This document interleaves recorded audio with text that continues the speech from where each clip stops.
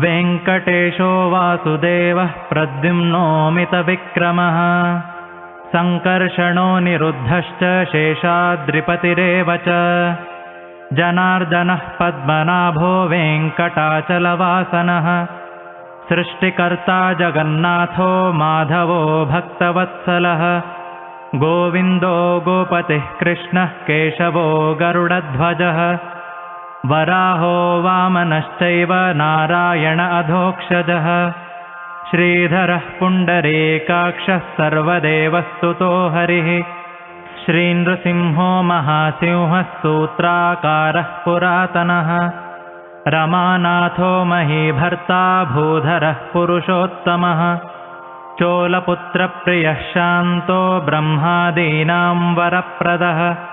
श्रीनिधिः सर्वभूतानां भयकृद्भयनाशः